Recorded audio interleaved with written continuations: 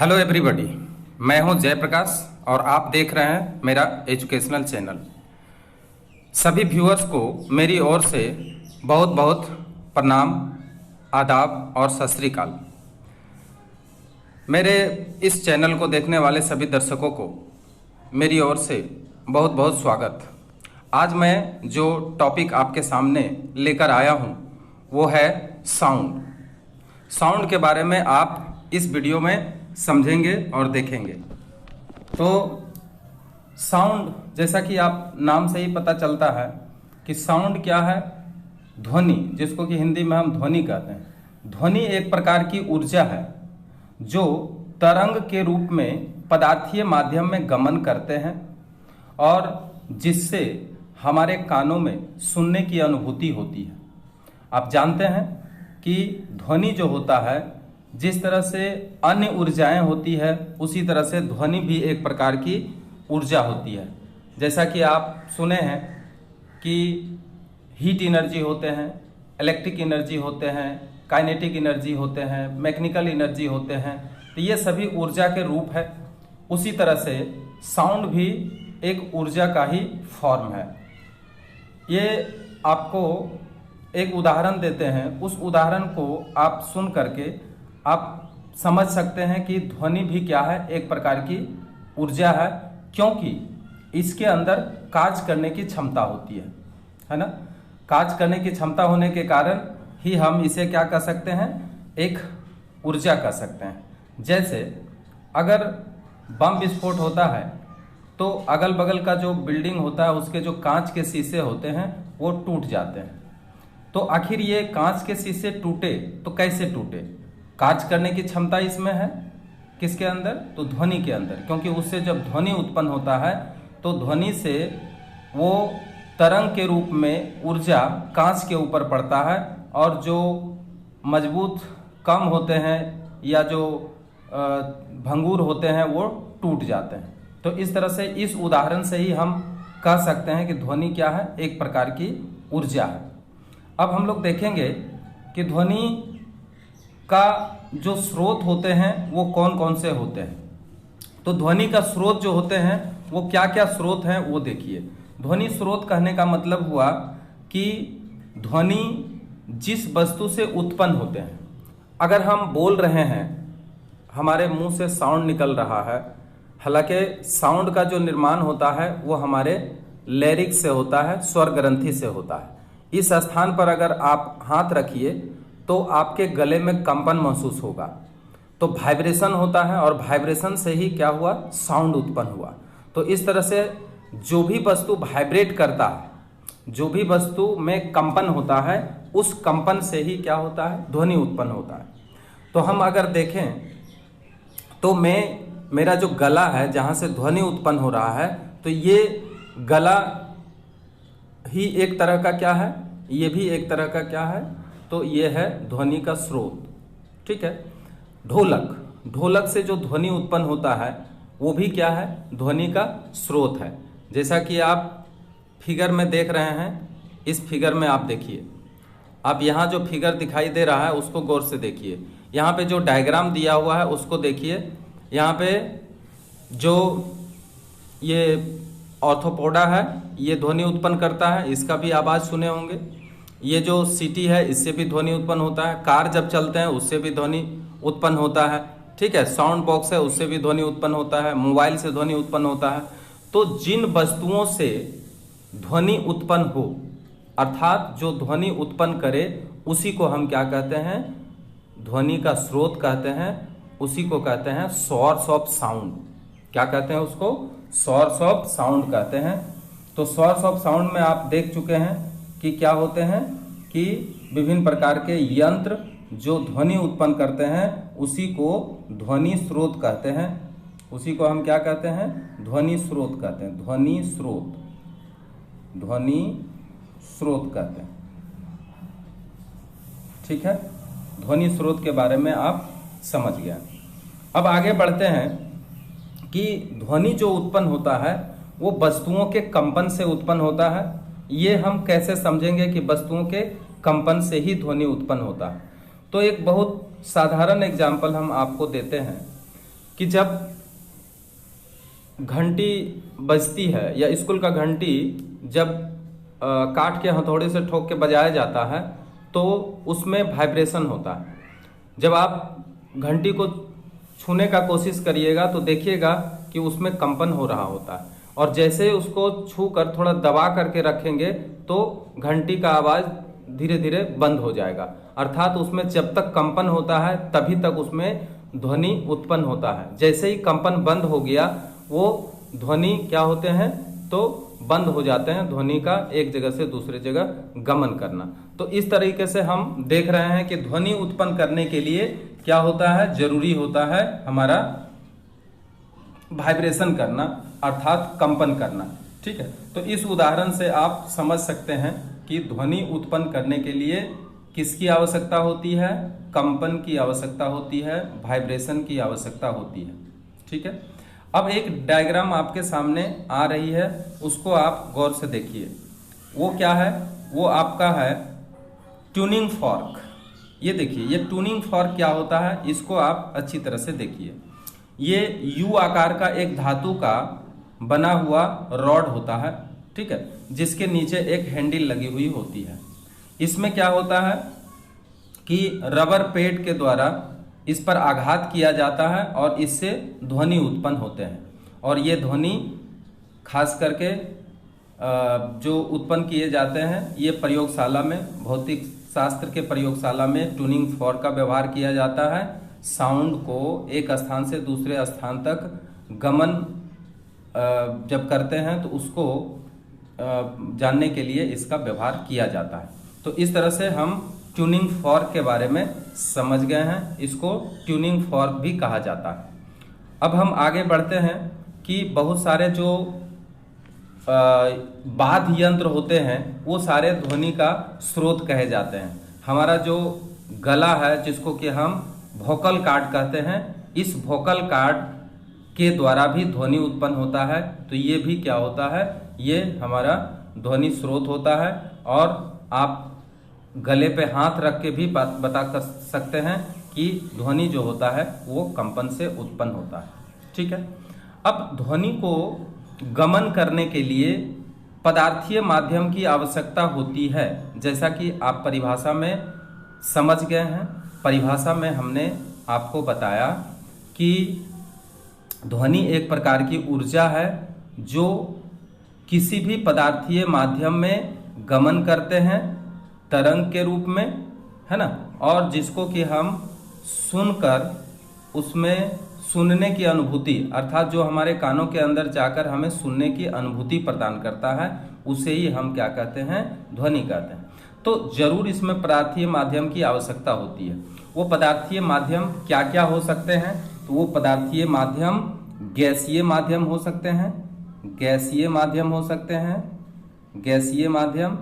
दूसरा क्या हो सकता है, ठोस माध्यम हो सकते हैं, ठोस माध्यम हो सकते हैं। और तीसरा तरल माध्यम हो सकते हैं, तरल माध्यम हो सकते हैं। अर्थात तीनों माध्यम से होकर ध्वनि क्या कर सकते हैं, गमन कर सकते हैं।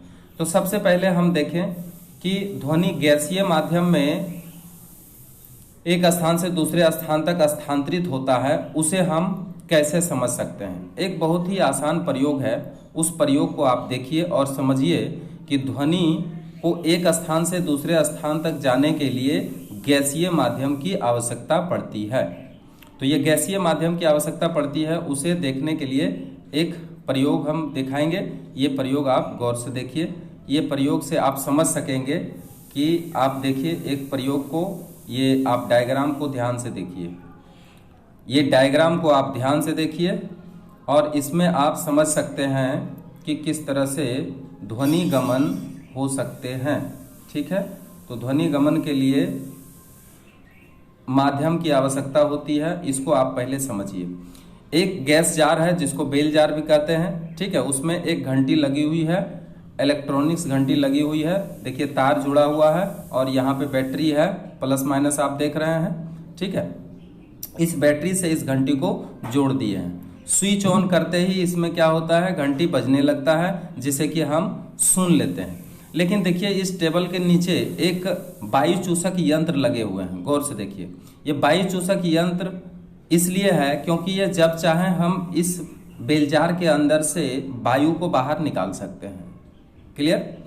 तो जब हम इसके अंदर से वायु नहीं निकालते हैं उस समय जब इसको स्विच ऑन करते हैं तो घंटी बजने लगती है, परंतु ज्यों ही हम वायु चूषक यंत्र से इस वायु को बाहर निकाल देते हैं तो इसमें घंटी का बजना बंद हो जाता है। तो इससे हमें क्या पता चलता है कि जब तक इसके अंदर वायु था, माध्यम था, तब तक साउंड हमारे कानों तक आई, लेकिन जैसे ही हम इसमें से वायु बाहर निकाल लिए हैं इसमें पदार्थीय माध्यम समाप्त हो गए और तब ध्वनि एक स्थान से दूसरे स्थान तक स्थानांतरित नहीं हुआ और ये घंटी का सुनाई देना बंद हो गया।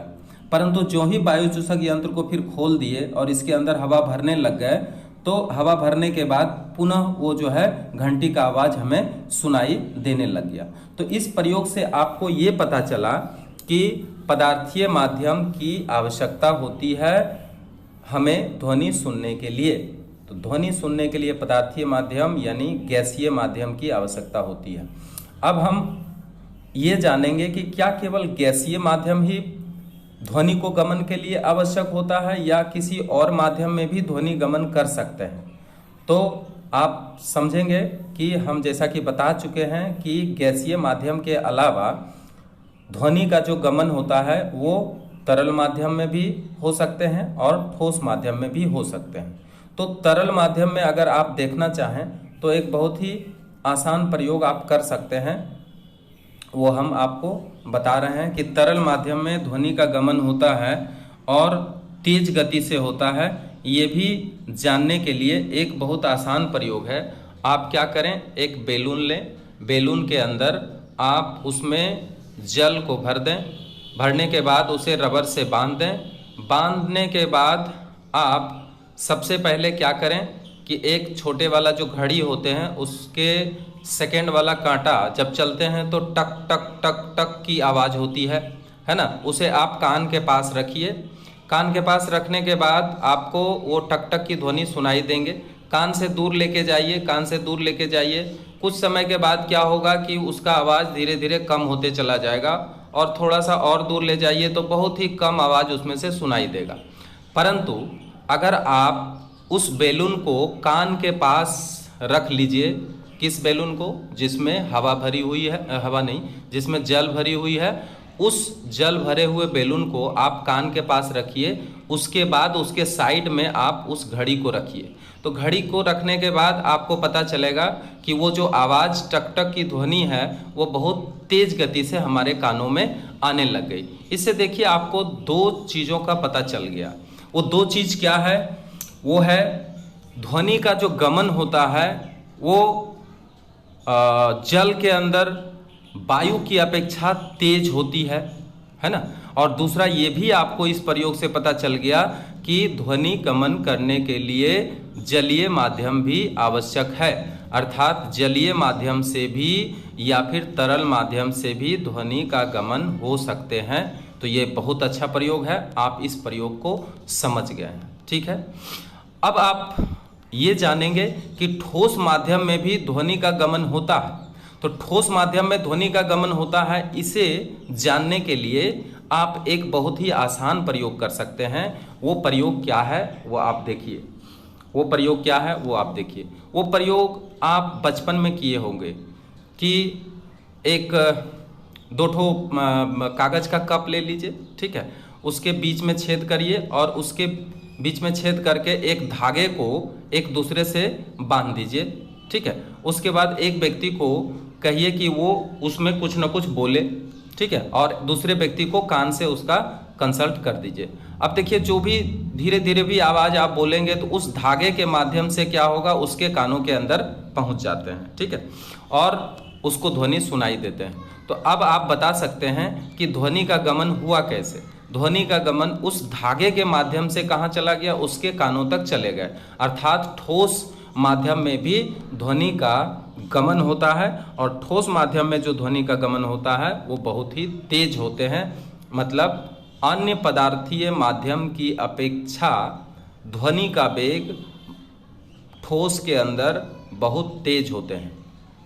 अगर इस ध्वनि के बारे में आप वेग के बारे में जानना चाहें तो देखिए, अभी हम बता देते हैं उसको, आप ध्यान से देखिए कि ध्वनि का वेग जो होता है वो वायु में कितना होता है, वो आप देखिए। वायु में ध्वनि का वेग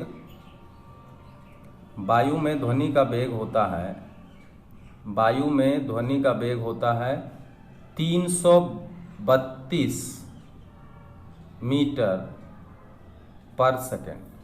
ठीक है, वायु में ध्वनि का वेग कितना होता है, तो 332 मीटर पर सेकेंड इसका ध्वनि का वेग होता है।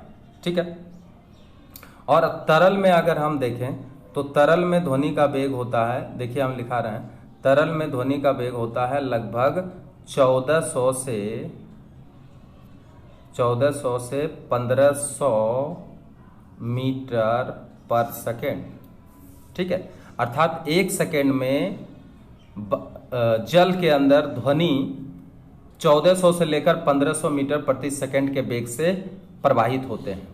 और अगर ठोस के अंदर आप देखना चाहेंगे तो ठोस के अंदर ध्वनि का वेग होता है 4700 से लेकर 5000 यानी 5000 मीटर पर सेकेंड।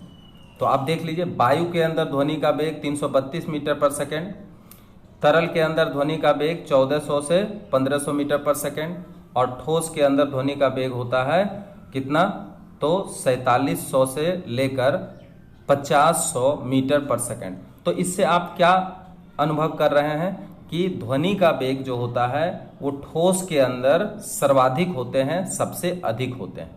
क्लियर? तो आप ये समझ गए हैं।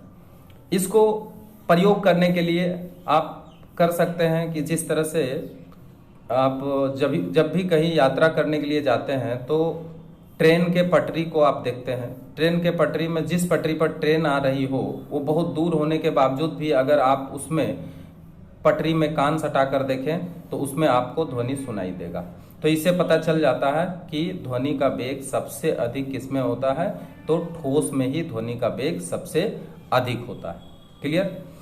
एक और भी प्रयोग कर सकते हैं। एक टेबल के ऊपर आप घड़ी लगा दें, है ना, और आप दूसरे छोर पर कान को रखें और जो घड़ी, घंटी बजने वाला जो घड़ी है उसमें आप अलार्म लगा दें। अलार्म जब बजने लगेगी तो आप जो है दूसरे छोर पर जब कान रखते हैं तो वहाँ पे आपको बहुत तेज ध्वनि सुनाई देगा। तो इससे पता चल जाता है कि ठोस के अंदर भी ध्वनि गमन करता है। तो आप ध्वनि के विषय में आप इतना देख लिए हैं कि किस तरह से ध्वनि गमन करता है। तो उसके लिए पदार्थीय माध्यम सबसे ज़्यादा आवश्यक है। बिना पदार्थीय माध्यम में ध्वनि का गमन नहीं हो सकता है। आप कैसे समझेंगे कि बिना पदार्थीय माध्यम में ध्वनि का गमन नहीं हो सकता है? उसके लिए आप एक प्रयोग देख लिए हैं। जैसा कि आप देखिए कि ये गैसीय माध्यम था, गैसीय माध्यम में ध्वनि का वेग, यहाँ पे ध्वनि क्या हुआ, गमन हुआ। इस प्रयोग से आप जान गए। ठीक है, अब यही कारण है कि इससे कुछ प्रश्न पूछे जाते हैं कि चंद्रमा पर एक व्यक्ति और दूसरे व्यक्ति के बीच में बात नहीं हो सकते हैं, या फिर अंतरिक्ष में जब एक व्यक्ति दूसरे व्यक्ति से बात करना चाहता है तो वो उससे बातें नहीं हो सकती। इसका कारण क्या है कि स्पेस या चंद्रमा में वायु नहीं है, और वायु नहीं है तो ध्वनि गमन करने का कोई भी माध्यम नहीं बचता है, जिसके कारण वो एक दूसरे से बातचीत भी नहीं कर सकते हैं। और अंतरिक्ष में होने वाले विस्फोट या सूर्य के अंदर होने वाले विस्फोट वो बहुत तीव्र गति से वहाँ पे उसका विस्फोट हो रहे होते हैं, फिर भी हमें पृथ्वी पर रहने के बावजूद हमको वो सुनाई नहीं देते हैं, क्योंकि अंतरिक्ष और पृथ्वी के बीच में कोई भी पदार्थीय माध्यम नहीं है। अर्थात वहाँ पे निर्वात पाए जाते हैं, वहाँ पे वायु शून्य होते हैं, और वायु शून्य होने के कारण वो ध्वनि हमारे कानों तक नहीं पहुँच पाता है। और जब तक ध्वनि हमारे कानों तक नहीं पहुँच पाएंगे, मैं कभी भी ध्वनि को सुन नहीं सकता। ठीक है, तो आप 3 प्रयोग देख लिए हैं। इन तीनों प्रयोग में आप ये समझ गए हैं कि ध्वनि गमन करने के लिए किस तरह से गैसीय माध्यम, तरल माध्यम और ठोस माध्यम की आवश्यकता होती है। अब आप देखिएगा कि इसमें कुछ टर्मिनोलॉजी मतलब कुछ टर्म व्यवहार किए जाते हैं ध्वनि के संबंध में। तो ध्वनि के संबंध में जो टर्म व्यवहार किए जाते हैं उस टर्म के बारे में आपको अभी जानकारी होगी। तो टर्म के व्यवहार में जब जानकारी होगी तो आप देखिए एक सफ़ेद कागज आ गया हमारे सामने। आप देखिए इसमें जो टर्म व्यवहार होते हैं वो क्या क्या होते हैं। सबसे पहले देखिए आयाम, गौर से देखिए, ये विद्यार्थी के लिए बहुत ही आवश्यक चीज़ है। आप इसको आज समझ लीजिए अच्छी तरह से। आयाम क्या है, ठीक है। आयाम जिसको एम्पलीट्यूड कहते हैं, क्या कहते हैं, एम्पलीट्यूड, एम्पलीट्यूड, एम्पलीट्यूड, ठीक है। अब देखिए आयाम क्या है, इसको समझिए। आयाम कहता है कि कोई भी कंपित वस्तु अपने मध्यमान स्थिति के एक तरफ जितनी विस्थापित होती है उसे ही हम क्या कहते हैं, उस ध्वनि का या उस कण का आयाम कहे जाते हैं, या कंपित कण का आयाम कहे जाते हैं। इसको जनरली हम लोग ए से सूचित करते हैं, क्योंकि आयाम का पहला अक्षर ए है, इसलिए इसको ए से सूचित करते हैं, ठीक है। तो अब देखिए जैसे ध्वनि गमन होता है तो उसमें पदार्थीय माध्यम में कंपन होता है। जैसे मान लिया जाए कि ये ध्वनि गमन करने के लिए ये माध्यम का कण है, ठीक है। ये बड़ा कण ले लेते हैं, ये कण है, ठीक है। अब ये कण क्या होगा, आगे पीछे मूव करेगा, तो ये इसका मध्यमान पोजीशन है। मान लिया जाए कि अभी ध्वनि नहीं उत्पन्न हो रहा है तो ये माध्यम का जो कण है वो अस्थिर रहेगा, परंतु जैसे ही ध्वनि उत्पन्न हुआ तो ये माध्यम का कण अपने ही स्थान से आगे पीछे जाएगा। तो ये देखिए अपने मध्यमान पोजीशन से कितना विस्थापित हो रहा है। मान लिया जाए इस पोजीशन पे आया है, ठीक है, और ये इस पोजीशन पे जाएगा। तो इस पोजीशन से आकर के इस पोजीशन पे जाता है तो इसमें आखिर कितना डिस्टेंस तय किया है, जितना दूरी ये तय करेगा वही उसका आयाम होता है, ठीक है। तो बहुत तेज जो होते हैं ध्वनि, जैसे ढोलक या बड़े बड़े ड्रम जो होते हैं, उसका आवाज बहुत तेज उत्पन्न होता है। बहुत तेज उत्पन्न करने का मतलब क्या हुआ कि इसका आयाम बहुत ज्यादा होता है, क्योंकि वो जो माध्यम के कण होते हैं वो काफी अधिक विस्थापित होते हैं, और जिसमें काफी अधिक विस्थापन होता है उसका साउंड भी क्या होता है, बहुत ही तेज होता है। तो इस तरह से हम देख सकते हैं कि आयाम किसे कहते हैं। तो किसी भी पदार्थीय माध्यम के कण का मध्यमान पोजीशन से किसी एक और जितना अधिक से अधिक विस्थापन होता है उसका, उसी को हम कहते हैं आयाम। आयाम क्लियर हो गया। अब आप जानेंगे आवर्त काल, ठीक है। तो आवर्त काल को आप समझिए। आवर्त काल, आवर्त काल, आवर्त काल को समझिए। आवर्त काल क्या है उसको समझिए। इसको कहते हैं time period, time period, time period, ठीक है, टाइम पीरियड। अब टाइम पीरियड के बारे में समझिए कि टाइम पीरियड या आवर्त काल किसे कहते हैं। तो जो कंपित वस्तु होते हैं तो अपना एक पूर्ण कंपन, माने पूरा कंपन करने में वो कहता है जितना समय लगाता है वही उसका आवर्त काल होता है। बात समझ में आया। किसी भी पदार्थीय माध्यम का जो कण होते हैं वो एक संपूर्ण कंपन करते हैं तो उसको कितना टाइम लगता है, जितना भी टाइम लगता है वही टाइम को आवर्त काल कहते हैं। इसको हम कैपिटल टी से सूचित करते हैं, ठीक है। समझ गए आप? नहीं समझे तो देखिए आपको हम फिर से बता रहे हैं कि आवर्त काल होता क्या है। देखिए अब एक कण है, ये पूर्ण कंपन करेगा। तो पूर्ण कंपन करने का मतलब गौर से देखिए, ये पहले दाईं ओर जाएगा, ठीक है, उसके बाद फिर वापस अपने मध्यमान पोजीशन में आएगा, अब फिर मध्यमान पोजीशन से बाईं ओर जाएगा, अब फिर मध्यमान पोजीशन में आ जाएगा, ठीक है। तो ये इसका संपूर्ण कंपन हुआ, अर्थात किसी भी कण के मध्यमान पोजीशन से बाईं तरफ का विस्थापन होने के बाद फिर वो मध्यमान पोजीशन में आता है और मध्यमान पोजीशन से फिर दाईं ओर जाती है और दाईं ओर जाने के बाद फिर मध्यमान पोजीशन में चले आते हैं। तो इतना मूवमेंट करने के बाद इसमें कितना टाइम लगा है, क्योंकि ये एक संपूर्ण कंपन हुआ कि पदार्थीय कण अपने मध्यमान पोजीशन से दाईं तरफ जितना जाती है फिर मध्यमान पोजीशन में आती है, फिर बाईं तरफ जाती है, फिर मध्यमान पोजीशन में आती है, तो इसका एक कंप्लीट क्या हुआ, तो ये कंप्लीट चक्र हुआ या कंप्लीट इसका कंपन हुआ। तो एक कंप्लीट कंपन करने में जितना टाइम लगाता है, ठीक है, माध्यम के कण, उसी को हम कहते हैं आवर्त काल। आप आवर्त काल के बारे में समझ गए हैं। अब आवर्त काल के बाद हम जो नेक्स्ट टॉपिक पे आ रहे हैं, वो नेक्स्ट टॉपिक क्या है वो आप देखिए। आवर्त काल के बाद नेक्स्ट टॉपिक है आवृत्ति। अब इसको अच्छी तरह से समझिए, आवृत्ति क्या है, आवृत्ति के बारे में समझिए। आवृत्ति इसको कहते हैं फ्रीक्वेंसी। आवृत्ति को क्या कहते हैं, फ्रीक्वेंसी कहते हैं, फ्रीक्वेंसी,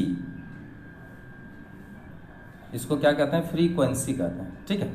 तो फ्रीक्वेंसी क्या है वो देखेंगे। फ्रीक्वेंसी का मतलब होता है कि कोई भी कंपित वस्तु एक सेकंड में कितनी बार संपूर्ण कंपन करता है। नहीं समझे, गौर से समझिए कि कोई भी कंपित वस्तु या मध्यमान के जो कण होते हैं, वो कण एक सेकेंड में कितना बार संपूर्ण कंपन करते हैं, उसे ही हम कहते हैं आवृत्ति। समझ में आ गया। इसको हम एन से सूचित करते हैं, एन से, नंबर ऑफ टर्म, इसलिए एन से इसको हम क्या करते हैं, सूचित करते हैं, ठीक है। अब समझिए इसको अच्छी तरह से कि किसी भी माध्यम के कण का एक सेकंड में जितना बार संपूर्ण कंपन करता है, उसे ही आवृत्ति कहते हैं। जैसे मान लिया जाए एक सेकंड में ये जो कण है, ये कितना बार संपूर्ण कंपन किया, मान लिया जाए 5 बार किया, ठीक है। तो इसको हम क्या कहेंगे, 5 हर्ट्ज। हर्ट्ज क्या है, कंपन की इकाई है, कहने का मतलब आवृत्ति का इकाई है। तो ये 5 बार अगर मूवमेंट किया है तो इसका आवृत्ति कितना हुआ, 5 हर्ट्ज हुआ। 5 हर्ट्ज का मतलब हुआ कि एक सेकंड में ये कितना बार मूवमेंट किया, अर्थात कितना बार संपूर्ण कंपन किया, उसे ही हम क्या कहते हैं, आवृत्ति कहते हैं। क्लियर। आवृत्ति के बारे में आपको समझ में आ गया। अब आवृत्ति के बाद ध्यान दीजिए, आवृत्ति और आवर्त काल दोनों क्या होते हैं, दोनों एक दूसरे के विरोधी होते हैं, मतलब विपरीत होते हैं। इसलिए ये कैसे होते हैं, तो चूंकि आवर्त काल बताया गया कि एक कंपन करने में कितना टाइम लगा, उसी को आवर्त काल कहते हैं। और इसमें कहा कि एक सेकंड में, है ना, कितनी बार कंपन करता है, उसको हम कहते हैं आवृत्ति कहते हैं। इसलिए एक सूत्र है, वो है N=1/T, अर्थात फ्रीक्वेंसी जो होते हैं, आवृत्ति जो होते हैं, वो आवर्त काल का क्या होता है, उल्टा होता है। यानी N=1/T। इस पर सवाल भी आप बना सकते हैं।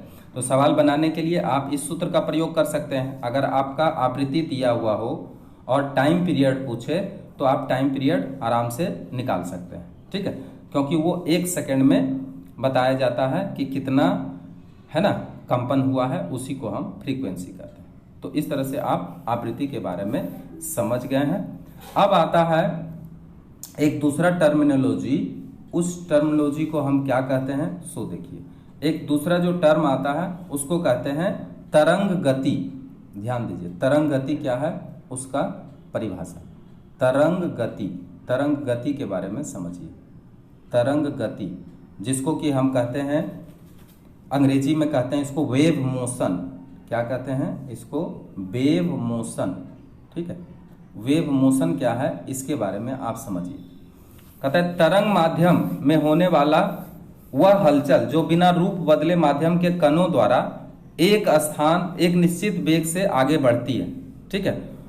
वो कहता है कि तरंग जो गति होते हैं वो माध्यम के प्रकृति के ऊपर निर्भर करते हैं। माध्यम कैसा है, ठोस है, तरल है, गैस है, कैसा है, उसी के हिसाब से वो क्या होता है, तरंग गति करते हैं। मतलब जो ऊर्जाएं हैं, वो ऊर्जाएं कण के माध्यम से एक जगह से दूसरे जगह जाते हैं, उसे ही हम क्या कहते हैं, तरंग गति कहते हैं, ठीक है। तो तरंग गति के बारे में भी आप समझ गए। अब ये समझेंगे कि ये जो वेव होते हैं, वेव जिसको तरंग कहते हैं, जो हलचल होते हैं, ये हलचल होते कितने प्रकार के हैं। तो ये हलचल मुख्य रूप से दो प्रकार के होते हैं, इसके बारे में आज आप अच्छी तरह से समझ लीजिए। ये दो प्रकार के जो तरंग वेव होते हैं वो कौन कौन से होते हैं। पहला होता है जो वेव होते हैं, वेव दो प्रकार के होते हैं। पहला जो वेव होते हैं उसको हम कहते हैं अनुप्रस्थ तरंग, अनुप्रस्थ तरंग, ठीक है। इसको कहते हैं ट्रांसवर्स वेव,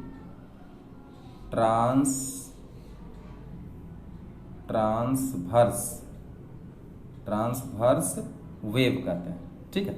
और दूसरा जो होता है वो होता है आपका अनुदैर्घ्य तरंग।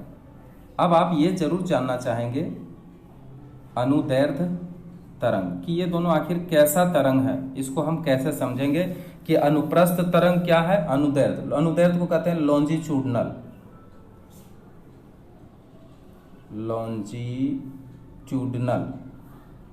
लॉन्जिट्यूडनल वेव, ठीक है।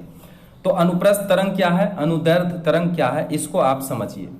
देखिए, अनुप्रस्थ तरंग कहने का मतलब, इसको थोड़ा सा हम मिटा देना चाहते हैं, आप याद रखिएगा थोड़ा सा, क्योंकि यहाँ पे हम डायग्राम बनाएंगे, ठीक है।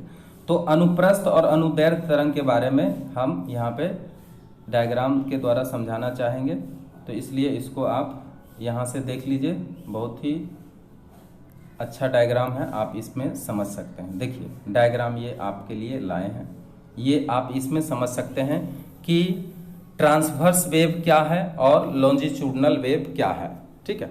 सबसे पहले देखिए आप ट्रांसवर्स वेव कहने का मतलब हुआ कि अगर ध्वनि के कण का जो कंपन होता है वो तरंग दैर्घ्य के दिशा के लंबवत अगर हो, अर्थात 90 डिग्री का कोण बनाता हो, तो उस तरंग को या उस वेव को ही ट्रांसवर्स वेव कहते हैं। अब यहाँ ध्यान दीजिए, यहाँ पे आप ध्यान दीजिए कि ये जो तरंग जा रही है इस तरह से, देखिए इसमें क्या हो रहा है, एक श्रिंग हो रहा है, एक गर्त हो रहा है। श्रिंग का मतलब होता है कि तरंग इस रूप में ही जाते हैं, ठीक है। तो इसका एक ऊपर वाला भाग है तो एक नीचे वाला भाग है। एक कंप्लीट कंपन के लिए एक श्रिंग और एक ट्रफ, यानी जिसको क्रस्ट और ट्रस्ट कहते हैं, ये होना बहुत ही जरूरी है, ठीक है।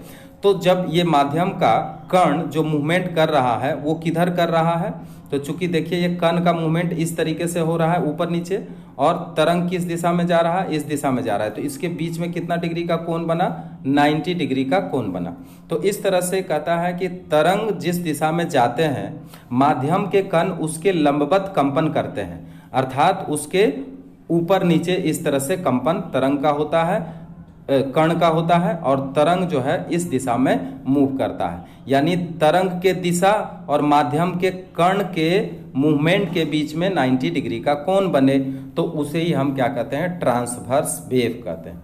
और ये जो ट्रांसवर्स वेव होते हैं ये खासकर किस में होते हैं, तो ये इलेक्ट्रोमैग्नेटिक वेव्स जितने भी होते हैं उसमें ट्रांसवर्स वेव ही होते हैं, जिसमें कि प्रकाश का वेग भी आ जाता है। तो प्रकाश के वेग को हम लोग ट्रांसवर्स वेव के अंतर्गत रखते हैं। तो इस तरह से हम ट्रांसवर्स वेव के बारे में जान गए हैं। अब आप आइए अनुदैर्घ्य तरंग, जिसको कि लॉन्जिट्यूडनल वेव कहते हैं। तो आप इसका कल्पना एक स्प्रिंग से कर सकते हैं। मान लिया जाए स्प्रिंग है, स्प्रिंग को जब हम एक बार इसको खींच करके छोड़ देते हैं तो वो आगे पीछे इस तरह से मूवमेंट करते हैं, ठीक है। तो अगर माध्यम का कण जिस दिशा में तरंग प्रसारित हो रहे हैं उसी दिशा में अगर कण का मूवमेंट होने लग जाए, जैसे देखिए ये माध्यम का कण है, ये आगे पीछे इस तरह से मूव किया, फिर तरंग आगे बढ़ा, फिर यहाँ पे कण आया, अर्थात उसका जो एनर्जी है वो आया, और ये फिर इस तरह से मूव किया, फिर आगे बढ़ा, इस तरह से मूव किया, आगे बढ़ा, इस तरह से मूव किया, और मूव करके एक स्थान से दूसरे स्थान तक अगर मूव करता है तो उसी को हम कहते हैं लॉन्जिट्यूडनल वेव। क्लियर। तो ध्वनि तरंग जो है, जो हम लोग बोल रहे होते हैं, अर्थात जो हम ध्वनि उत्पन्न कर रहे होते हैं, तो ये जो ध्वनि का गमन होता है उसमें क्या होता है, लॉन्जिट्यूडनल वेव होता है, अर्थात हमारा जो साउंड एक स्थान से दूसरे स्थान तक स्थानांतरित होते हैं उसको हम कहते हैं लॉन्जिट्यूडनल वेव। क्लियर? तो ध्वनि गमन लॉन्जिट्यूडनल वेव के अंतर्गत आता है। तो हम समझते हैं कि आप ये समझ गए होंगे कि ट्रांसवर्स वेव क्या है और लॉन्जिट्यूडनल वेव क्या है। ठीक है, अब हम आगे टॉपिक में चले आते हैं। आगे का टॉपिक जो है वो क्या है, वो आपका है कि ध्वनि का जो रूप है वो किस तरह के होते हैं। इसको हम मिटा दे रहे हैं, एक फ्रेश कागज निकालते हैं, उसमें आप समझिए कि ध्वनि जो होते हैं वो एक फ्रेश कागज निकाल लिए हैं। ध्वनि का जो गमन होते हैं वो ध्वनि हम जो सुनते हैं वो ध्वनि जो है कितने प्रकार के होते हैं। तो मुख्य रूप से ध्वनि जो होते हैं वो दो प्रकार के ही होते हैं। एक पहला है जिसको कि हम कहते हैं, ये देखिए, एक पहला है जिसको कहते हैं इनऑडिबल साउंड, इनऑडिबल साउंड, जिसको हम सुन नहीं सकते। ध्वनि उत्पन्न हो रहा है परंतु हम उसे सुन नहीं सकते हैं, तो उसे हम कहते हैं इनऑडिबल साउंड। और दूसरा जो साउंड है उसको हम कहते हैं ऑडिबल साउंड,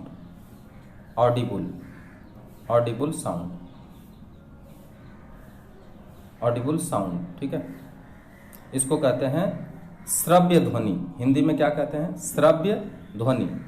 ठीक है, और इसको कहते हैं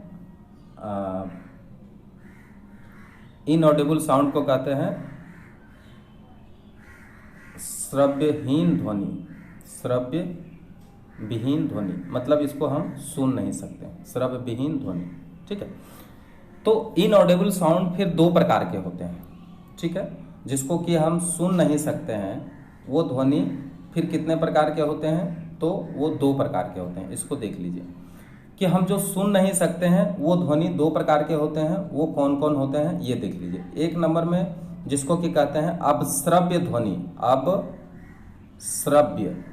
अपश्रव्य ध्वनि। ठीक है, अपश्रव्य ध्वनि। और दूसरा जो होते हैं उसको कहते हैं श्रव्य ध्वनि। एक मिनट, अपश्रव्य ध्वनि हुआ और दूसरा होता है पराश्रव्य ध्वनि, पराश्रव्य ध्वनि होते हैं। ठीक है, तो अपश्रव्य ध्वनि भी हम नहीं सुन सकते हैं और पराश्रव्य ध्वनि भी हम नहीं सुन सकते हैं। केवल सुन सकते हैं तो श्रव्य ध्वनि को ही सुन सकते हैं। अब ये अपश्रव्य ध्वनि होता क्या है कि अगर कोई पदार्थीय माध्यम के कण का कंपन 20 हर्ट्ज से बिलो हो जाए, 20 हर्ट्ज, जैसा कि हम हर्ट्ज के बारे में बता चुके हैं, 20 हर्ट्ज से अगर ये ध्वनि क्या हो जाए, बेलो हो जाए, कम हो जाए, इज लेस देन हो जाए, तो ऐसे ध्वनि को ही हम क्या कहते हैं, अपश्रव्य ध्वनि। जैसे बहुत धीरे से आवाज उत्पन्न करना, या पंखा जब बहुत स्लो घूम रहा होता है तो उसका कान में कोई आवाज नहीं आता है, या अगर हम हाथ का पंखा को बहुत धीरे धीरे घुमाएं तो उसमें भी हमारा कान आवाज उसको नहीं सुन सकता है। तो जो ध्वनि 20 हर्ट्ज से कम होते हैं उस ध्वनि को हम नहीं सुन सकते हैं और ऐसे ध्वनि को ही अपश्रव्य ध्वनि कहते हैं। ठीक है, फिर श्रव्य ध्वनि क्या है? श्रव्य ध्वनि का मतलब होता है कि जो ध्वनि हमें सुनाई देता है। तो ध्वनि हम कितना हर्ट्ज वाले ध्वनि को सुन सकते हैं? तो देखिए 20 हर्ट्ज से लेकर 20 HZ से लेकर 20,000 HZ वाले ध्वनि को हम सुन सकते हैं और ऐसे ध्वनि को ही हम क्या कहते हैं, ऑडिबल साउंड कहते हैं। और जो पराश्रव्य ध्वनि होते हैं वो पराश्रव्य ध्वनि कितना होता है?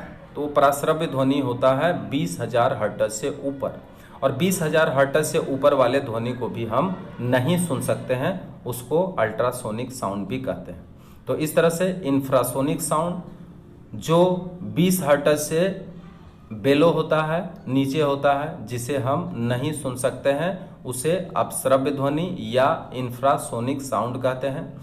श्रव्य ध्वनि जिसको ऑडिबल साउंड कहते हैं वो 20 हर्ट्ज से 20,000 हर्ट्ज के बीच होता है, जिसको कि हम सुन सकते हैं। ठीक है। और प्राश्रव्य ध्वनि जो कि 20,000 हर्ट्ज से ऊपर होता है, जिसको कि हम अल्ट्रासोनिक साउंड कहते हैं। तो अल्ट्रासोनिक साउंड को भी हम नहीं सुन सकते हैं। कुछ जंतुएं होते हैं जो प्राश्रव्य ध्वनि को भी सुन सकते हैं। ठीक है, वो होते हैं चमगादड़। अपश्रव्य ध्वनि को भी सुन सकते हैं, है ना। कुछ पशु जैसे बिल्ली, कुत्ता, ये सब जो होते हैं चमगादड़, ये सब अपश्रव्य ध्वनि को भी सुन सकते हैं और प्राश्रव्य ध्वनि को सुन सकते हैं।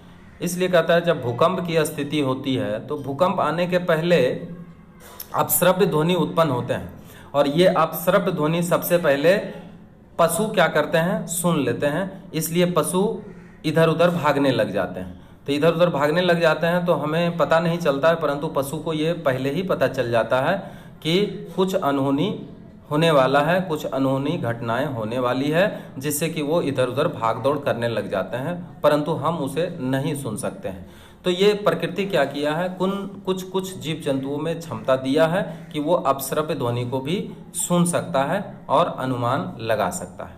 तो इस तरह से हम देख लिए हैं कि ध्वनि कितने प्रकार के होते हैं और किस प्रकार के ध्वनि को हम सुन सकते हैं और किस प्रकार के ध्वनि को हम नहीं सुन सकते हैं। ठीक है। ध्वनि में एक बहुत महत्वपूर्ण क्वेश्चन आता है। वो क्वेश्चन क्या है कि चंद्रमा आता है। क्वेश्चन क्या है कि जब वज्रपात होते हैं, जब बिजली कड़कते हैं, तो सबसे पहले हम प्रकाश देखते हैं, परंतु बाद में क्या होता है, उसका थोड़ा देर बाद ध्वनि सुनते हैं। तो इसके पीछे कारण क्या है? तो देखिए, इसका जवाब बहुत ही सटीक है। आप इसका जवाब कैसे दे सकते हैं कि ध्वनि का वेग और प्रकाश का वेग, सबसे पहले वेग को आप तुलना करिए। प्रकाश का वेग है 3 लाख किलोमीटर प्रति सेकेंड, अर्थात एक सेकेंड में 3 लाख किलोमीटर 3 लाख किलोमीटर दूरी गमन करते हैं। ठीक है। परंतु हमारा जो ध्वनि होता है वो वायु माध्यम में, ठीक है, कितना जाता है, तो 332 मीटर प्रति सेकेंड, जैसा कि हमने इसके पहले बता दिया। तो जब भी बिजली कड़कता है, अर्थात जिस स्थान पर ये इलेक्ट्रिक डिस्चार्ज होते हैं, ठीक है, तो जिस समय इलेक्ट्रिक डिस्चार्ज होते हैं उसी समय प्रकाश उत्पन्न होते हैं। प्रकाश जल्दी से हमारी आंखों पे चले आते हैं, जिससे कि हम बिजली का चमकना देख सकते हैं। परंतु वहाँ से जो ध्वनि उत्पन्न हुआ उसको हमारे कानों तक आने में टाइम लगेगा, क्योंकि उस ध्वनि का वेग कितना है, 332 मीटर प्रति सेकेंड, और इसलिए तब वो देर में हमारे कानों तक पहुँचती है, जिससे कि हम पहले बिजली का जो कड़क है, ठीक है, उसको बाद में सुनते हैं, परंतु उसका चमक जो है पहले देख लेते हैं। तो इस तरह के फिजिकल साइंस में क्वेश्चन दिए जाते हैं। तो आप इसके बारे में समझ गए। अब एक चीज़ जो बहुत महत्वपूर्ण है, जिससे कि आप सवाल बना सकते हैं, ठीक है, उस चीज़ को आप अच्छी तरह से समझ लीजिए। सबसे पहले तो आप ये समझिए कि तरंग वेग क्या है, यानी इसको वेव वेलोसिटी कहते हैं। आप इसको थोड़ा सा देख लीजिए कि वेव वेलोसिटी क्या है, इस पर सवाल हम कैसे बनाएंगे, ये बहुत ही महत्वपूर्ण टॉपिक है, इसको आप देखिए। सबसे पहले आप ये देखिए कि एक सेकंड में तरंग जितना दूरी तय करता है उसी को तरंग वेग कहते हैं। तरंग वेग किसे कहते हैं? तरंग वेग इसको कहते हैं अंग्रेजी में वेव वेलोसिटी। ठीक है। वेव वेलोसिटी क्या है? एक सेकेंड में तरंग जितनी दूरी तय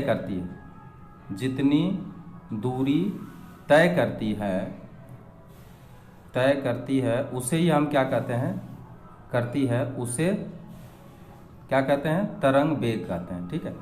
अब तरंग वेग के बारे में आप समझ गए कि एक सेकेंड में जितना क्या करता है, दूरी तय करता है तरंग, उसी को हम कहते हैं तरंग वेग कहते हैं, जिसको कि हम क्या चीज़ से सूचित करते हैं, उसको भी से सूचित करते हैं। तरंग वेग को हम भी से सूचित करते हैं। ठीक है।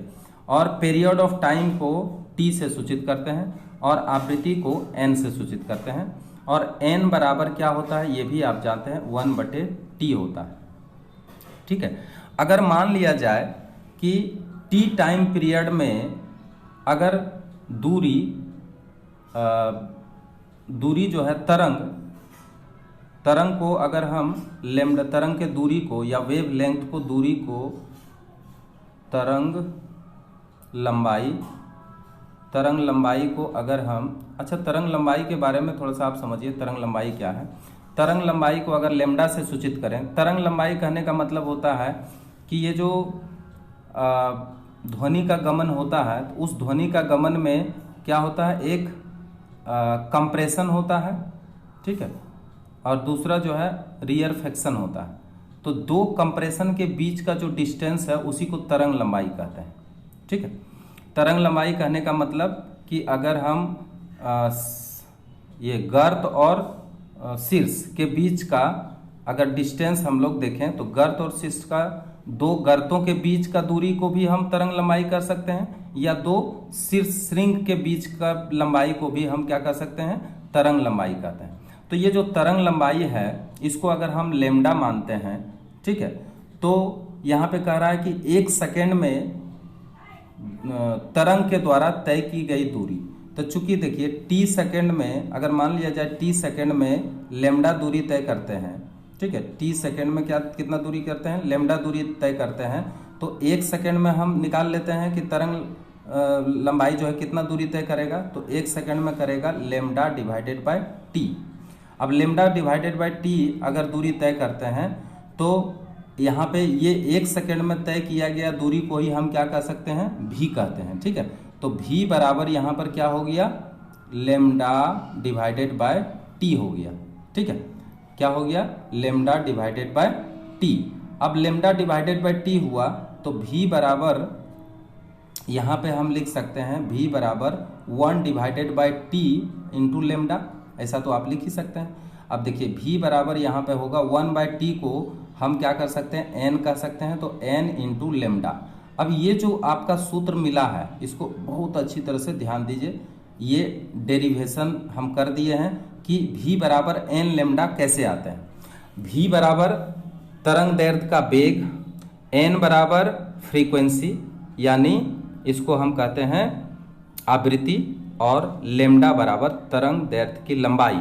तो अगर सवाल बनाना होगा तो उसमें भी बराबर एन लैम्डा बैठा के आप इस सूत्र से तरंग का वेग निकाल सकते हैं, आवृत्ति निकाल सकते हैं और तरंग दैर्ध्य की लंबाई भी निकाल सकते हैं। इस पर बहुत सारे क्वेश्चन आते हैं, तो आप अच्छी तरह से समझ गए होंगे कि 1 सेकेंड में तरंग के द्वारा तय की गई दूरी को ही हम क्या कहते हैं, तरंग वेग कहते हैं। और इसी सूत्र के सहायता से, इसी परिभाषा की सहायता से हम यहाँ पे क्या किए हैं, एक सूत्र डेराइव किए हैं जो क्या है, भी बराबर लैम्डा डिवाइडेड बाय टी, ठीक है, जिसको कि हम भी बराबर एन लैम्डा कह सकते हैं। तो आप इस सूत्र को अच्छी तरह से समझ गए हैं, इस पर सवाल भी आगे बनेंगे। अब जो भी इस ध्वनि के हमारा जो ये वीडियो है उसमें अगर कुछ कमियां हैं और जो और भी अधिक जानना होगा हम इसका पार्ट 2 बनाएंगे, उसमें हम इसका बारे में बताएंगे। ये वीडियो थोड़ा सा लंबा हो गया है तो आप इसे ध्यान से देखिए और समझिए, और सब्सक्राइब जरूर करिए, अन्य दोस्तों के साथ शेयर करिए, ठीक है, ताकि अन्य दोस्त आपके देख करके इसका लाभ उठा सके। Thank you very much.